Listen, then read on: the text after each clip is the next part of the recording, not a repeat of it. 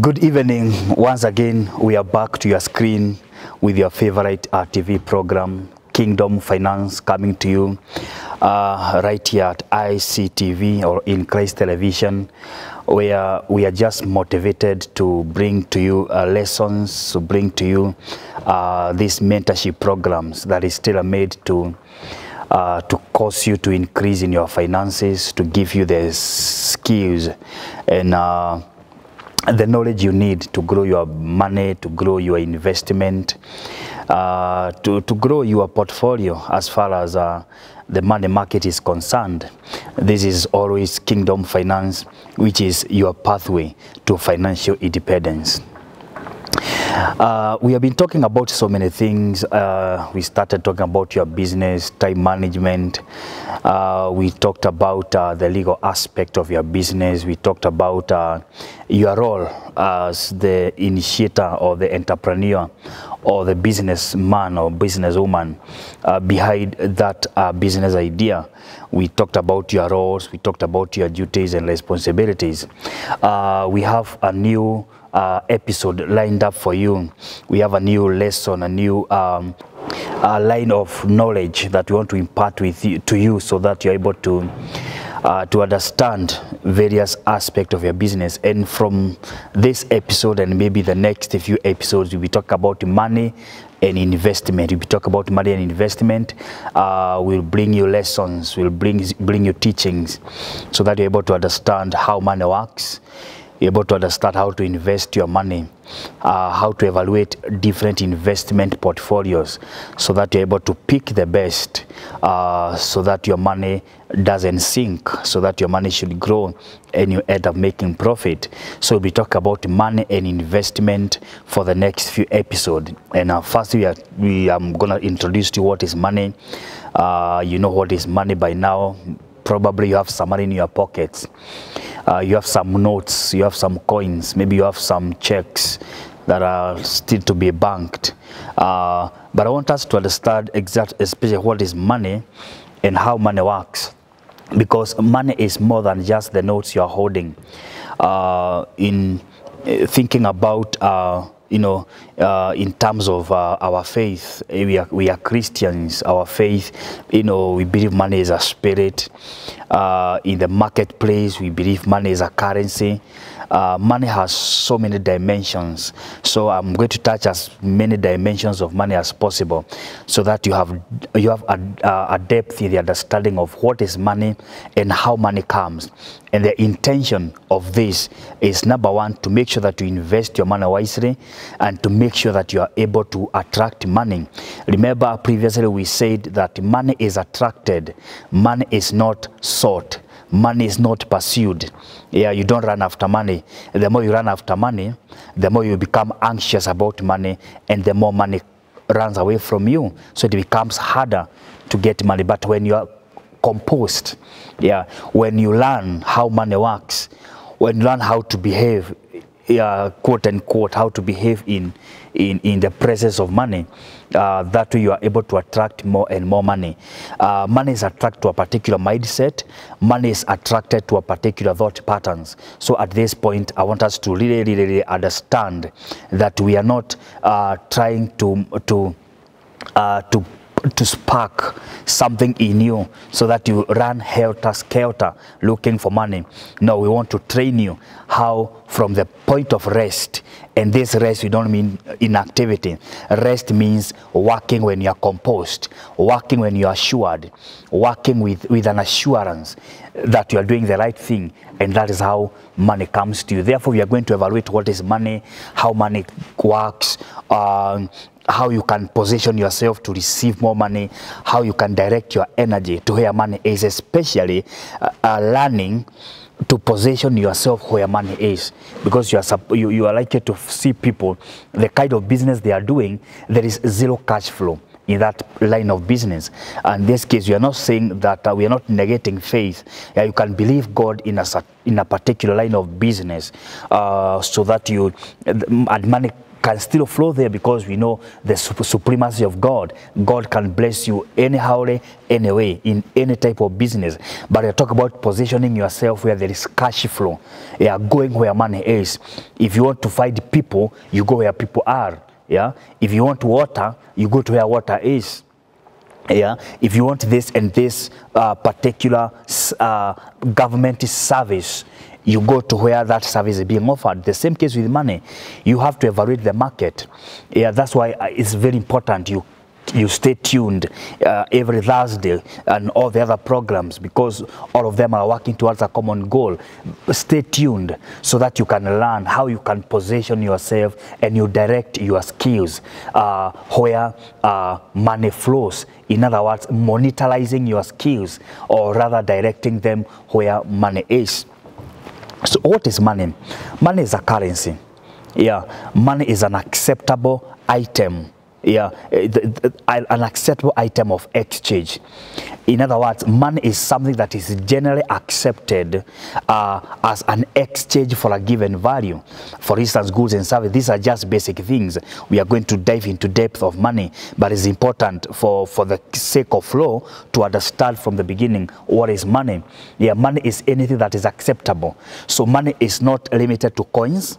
Money is not limited to notes.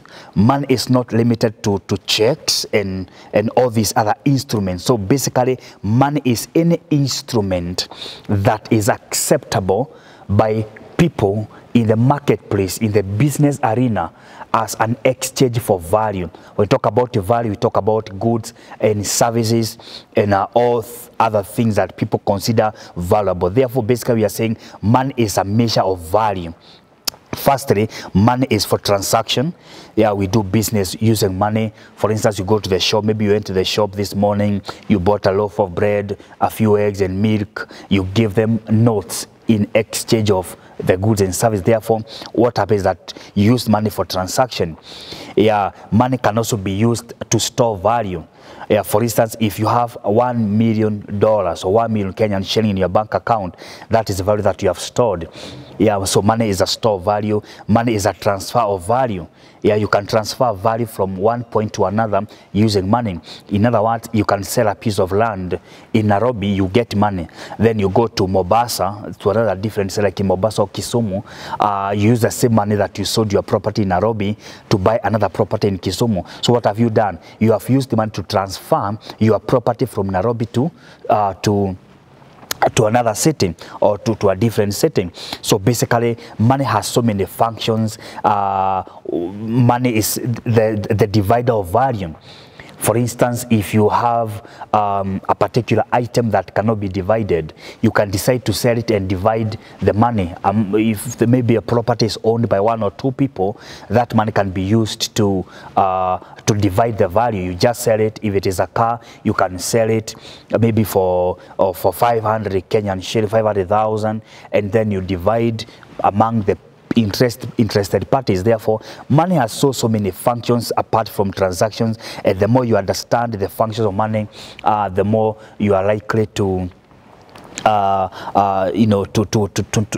more money is likely to come to you, because one of the things you are going to understand as we move on is that money is attracted to people who understand about money. So it is very important to know even the functions of money. Yeah, for instance, money is a reward. For instance, you go and work for a whole day, and then the value that you have given is you are rewarded. The value you have given, it is rewarded using money. So basically, we are saying money is a currency. And very, very important as we go, we dive into more details about money. It's important to understand money as a currency. Yeah, we have talked about money, the importance of money, or how we use money. Now let's talk about money as a currency. Money as a currency basically means that money is designed to flow. Yeah, money loves to flow. Money loves to move from one place to another. Because I said, and I repeat this because now we are talking about money, is that money by itself has no value. Yeah, there's no difference between a printed out note and any other note. Yeah, for instance, a page full of writings could actually be more expensive than a piece of note carrying a particular value. For instance, in Kenya, for instance, we have a 100 shillings note. Yeah, that 100 shillings note, it has no value in itself. For you to understand that it has no value, if you go to a foreign country, that piece of paper can't be accepted. Yeah, so basically money has no value, therefore money is used to buy value. The value of money is what you have used the money to do. For instance, some people can waste that money. Yeah, maybe with 1,000 Kenyan shillings, somebody can walk into maybe a joint and they spend that money maybe drinking alcohol or doing other stuff with that money. So that money gets wasted. The value they bought using that money has no value, has no real value. Yeah, because just maybe causes temporary sensation, and after some times you have lost the money and you have lost the sensation. Therefore, I want us to understand one thing, that the value of the money you have, it is as good as the value you have bought with it. Yeah, so for instance, 1,000 shillings can be useful to one person, and the same 1,000 shillings can be useless to another, can be less useful to another person. For instance, look at a person who uses 1,000 shillings to go to the market to buy maybe a grocery, and then they take them to a different market to sell them, right? And a different person who uses this money to go and have lunch. I'm not saying having lunch is a bad thing, it's a good thing. Yeah, you can go out, have lunch, take your family out for lunch and such and such. But as we are talking about the value of money, money becomes more valuable when it is used to buy value that can be used to get more money with it. And that's where profit comes in. In other words, you use 1,000 shillings to get 1,200 shillings. Therefore, the value of your money has increased. Yeah, and that's why we are saying money is valuable depending on what you use with the money. And this is where now we have to get the lessons about money. We have to get the training how to spend money. We are going to take a very, very short break. Remember, we're talking about money and investment right here at this program called Kingdom Finance in your favorite television station. Stay tuned. You are watching In Christ Television. You need to be heard. Welcome back, our viewers. This is In Christ Television, and of course this is your favorite TV program, one of the most watched program in this side of Sahara because of its content and the value it brings to you. This is Kingdom Finance, where always this is your pathway to financial independence. We have been talking about money and investment, and I've been introducing to what is money. Yeah, the definition of money that resonates with maybe, for instance, your business. We have been saying that what we bring to you are practical lessons. These are not lessons maybe we pick from books, although we are book readers, we read a lot of books about these things. But basically, having spent some time in entrepreneurship, and of course, having listened to great entrepreneurs and business persons of our day, yeah, some of these are their definition of money. Yeah, this is the thing that they do. What we bring to you is what other people are doing, so that you can pick this or that lessons for your own good, to make sure that your business keeps on growing, to make sure you keep on understanding how money works, how finances work, how management, about time, and all this. So basically, we are talking about money and investment, and I go straight to just talk about demand for money. I want to introduce something called demand for money. So why do people want money? Demand for money is basically the motivation that makes people have money. Yeah, for instance, today maybe all of us woke up in the morning to go to run a business, to deliver this and that services in your profession, in your job, and such and that. Why are you looking for money? The reason why people need money are basically the classical reasons. There's what you call the classical theory of money. And according to the classical theory of money, remember we said you have to mix some theory, some research, so that you are able to bring them down to our level of experience. So basically, people demand money because of 3 reasons. The first reason is transaction. Yeah, people want money for transactions. You need money to do your transactions, and that's why you must make sure that you always have money. And even if you are could be maybe broke or you don't have money, one of the things you should do is maybe trust God for something, because again, money is what is the reward you get after rendering this, or after rendering a service, or maybe selling goods, or maybe doing something. That's the reward you get. So basically, if you don't have money, you must arise and do something. Yeah, we motivate you, we encourage you to arise. Don't just stay in the house the whole day doing nothing. Even if you have a small child, you know, one of the things I've heard many people talk about is that, you know, I am a young mother, I have a 2-month-old kid, you know, my kids are in school, so I am tied up. Let me tell you, you are not tied up by anything. You are just not inspired.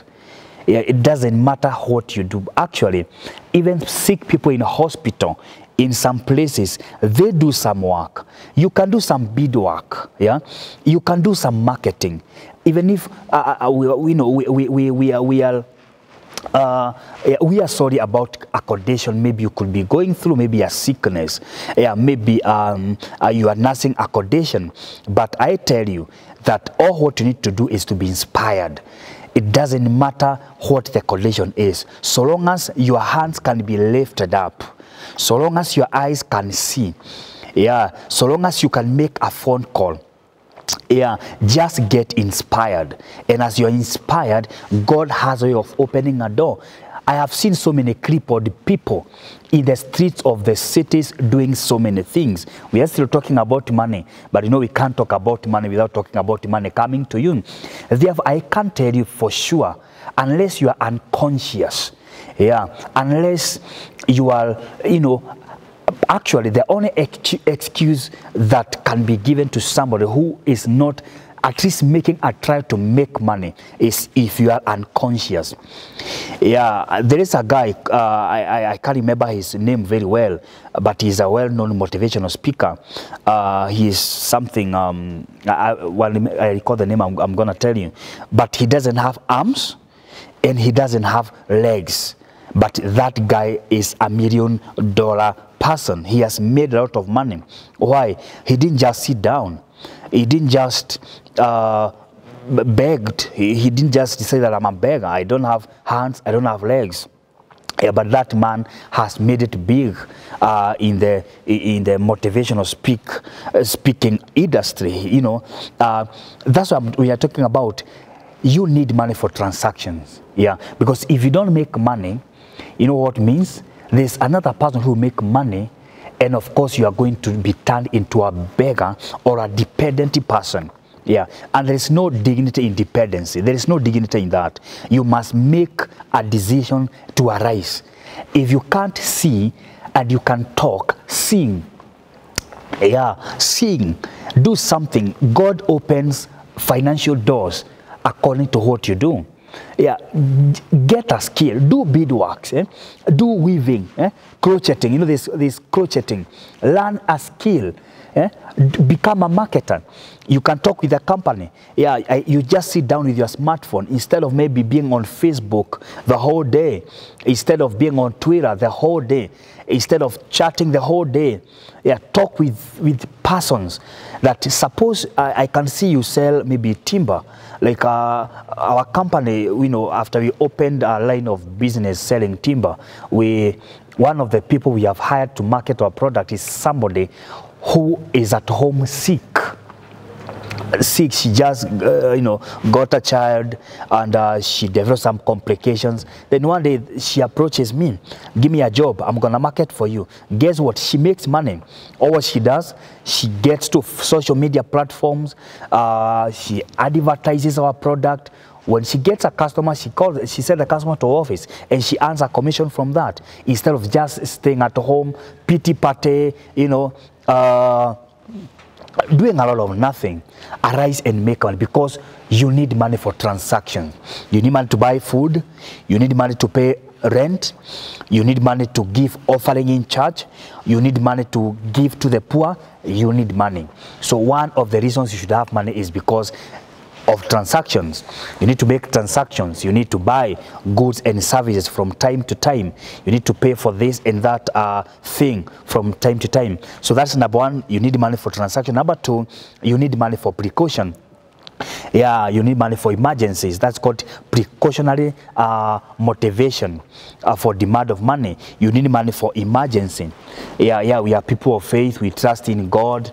Yeah, we know we are healed. God is protecting us. But from time to time, something that was not planned will come up. Yeah, as this thing comes up, what are you going to do? Are you going to get into debts? Yeah, remember, in future, as we proceed with this topic about money, we are going to see that one of the first steps you take towards your financial independence is coming out of debts, or making sure that you don't have debts. So basically we are saying, instead of diving into debts when an emergency arises, you need to set apart some money. Maybe depending on depending on how many people depend on you. For instance, if you have 2 kids and a wife, you might need maybe to have 100,000, 50,000 somewhere, or maybe 10,000, depending on your level of income. Put some money aside, that in case of this and this, I'm not going to dive into debts. I'm not going to run helter-skelter. By the way, sometimes you need money for survival. Some emergencies are survival. For instance, a sickness attacks in the night. Yeah, if you don't have means to take yourself to hospital, what happens? Yeah, death might be imminent. So that's why you need to set some money aside. I'm not speaking things that are not of faith. I'm a believer. We are people of faith. This is a Christian television. We speak things of faith, but it is faith to take precaution. It is faith. It's part of faith. Yeah, faith is not inactivity. Faith is not dormancy. Yeah, faith is taking steps of work. Faith is, doing something because of what God has said. That is faith. And I know at this point you have learned so many things about faith. So what are we talking about in kingdom finance? You need money for transaction. You need money for emergency, for precaution. Precaution. You need to caution your family. You need to caution because of an emergency. Because of this, let me give you an example. Remember when COVID-19 came, people lost jobs instantly. Yeah, you wake up in the morning, in the afternoon you are dismissed. In the afternoon you are kicked out of that office. Anybody who didn't have a form of saving or a form of precautionary funds that would take you maybe for 2 or 3 months, or until you're able to reorganize your life. Yeah, some of them instantly shifted to the villages. Some of them instantly got into debts. Some of them instantly got into depression because they were not prepared to handle emergencies. They're not prepared to handle things that come up, that were not planned. Therefore, even as you plan for your salary, as you plan for your income, as you put aside money for expenditure, money for rent, money for school fees, and money for all these things, the transactional motive, remember they are precautionary. Remember there are emergencies that will come from time to time. And the more you are prepared to handle emergencies, the more you are going to be safe. The more you won't be getting into debts. The more you won't end up spending your stock or your capital, yeah, to handle the emergencies. Remember, capital is supposed to be grown. We are going to handle that in future. We are supposed to grow our capital. For instance, if I start with 100,000 capital, we are supposed to grow our capital to 200, to 500, and so forth and so forth and so forth. So what are we talking about? If you have, you organize your income, such that you always have some money set aside. You can also take a cover. We have so many covers. I'm not here to advertise insurance companies, but we have so many emergency covers. One of the precautionary you can take is an insurance cover. You can invest in what we call merry-go-rounds. You can invest in some groups which will come up to you when you are in this or that emergencies and so forth. So that is the second motivation. And of course, the third motivation, and this is will be now what I would pick from next time, is called speculative. You need money for speculative reasons. Speculative reasons are basically, we are talking about when you suspect that, for instance, there is an opportunity that will come in future. Yeah, I'm going to draw a very clear line between speculative motive for demanding money and savings. I'm going to draw a clear line on that so that we don't get confusing the two. Speculative basically means you are business minded, you are business oriented, yeah, such that you are always expecting that an opportunity will rise. Yeah, for instance, you are likely to hear somebody selling an asset that you can sell in future to get more money. So basically, you have to set aside some money from the profit you make from your salary. Excuse me, you're supposed to put aside some money such that if an opportunity arises, yeah, you are going to use the money you have been setting aside to get an asset, to buy maybe shares. For instance, a few days ago we had KPLC shares, that is Kenya Powers and Lighting Company shares that were trading very cheaply, and many people took advantage of that. You can't take advantage of that if you didn't plan ahead. Yeah, therefore, always learn to put some money aside for speculative reasons. And this is where we talk about savings. Yeah, savings, I said the other time that saving needs to be handled with a lot of wisdom, because remember, the money you put in that bank account, it doesn't grow. It only loses value. Money depreciates more than a car, more than anything else you can think about. And I'll give you an example that if you had 1 million Kenyan shilling last year, this year it is around 870, especially when you talk about how the dollar has been inflating day in, day out. Therefore, it is better to have money for speculation purposes more than money in a saving account that will keep on depreciating. You understand? It is important to store. Okay, well, liquid cash is important. I'm going to teach you about this, about liquid cash, or the level of liquid cash you should maintain in your business, you should maintain in your personal life. Personally, I have my liquid cash. There's some money I won't accept to go below. Yeah, I'm teaching about saving. I'm teaching about investing. I'm teaching about how to put money into investment. But it is important to always have the minimum level of money that you should have for transactions, to do your daily, to fuel your car, to buy milk, to buy food stuff, to buy clothes and such and such. Then we have talked about precautionary. You must always have some fund to make sure that in case of an emergency, you are not overwhelmed, you are not taken out by an emergency that was not budgeted for. And of course, we have talked about speculation. Are you speculating that the prices of particular shares will go up? Are you speculating that this and this company will be issuing shares? Are you speculating that somebody may be disposing a piece of land? If you have some money, you just go and grab it.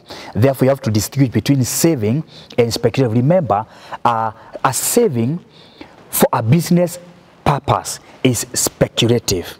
Yeah, but a saving so that you feel good about the money, so that you feel protected, yeah, so that you feel comfortable. You know, some people have money for them to feel comfortable. That is a wrong motivation for keeping money, because if you do it that way, that money is going to depreciate. Therefore, we are saying the key, if you could have a punchline for this particular episode today, is this: arise, go and get money. Because we cannot talk about transactional motivation precautionary motivation, and speculative motivation if there is no money to spend at all. Therefore, start by getting up, go and give a service somewhere, go and even volunteer, because as you volunteer, a door could open and money can start streaming to you. It is better to go and volunteer than to sit in that room, to sit in that couch doing nothing. That's the end of our episode today. Next time we are going to continue the same speculative motivation for having money towards saving. This is Kingdom Finance coming to you in this great television called In Christ Television. As always, we say this is your pathway to financial independence. We have numbers scrolling at your screens. We have a till number there. Please feel free to give to this program, partner with us so that we keep these programs coming to you. This is Kingdom Finance with your host, Daniel. As always, keep glowing. God bless you.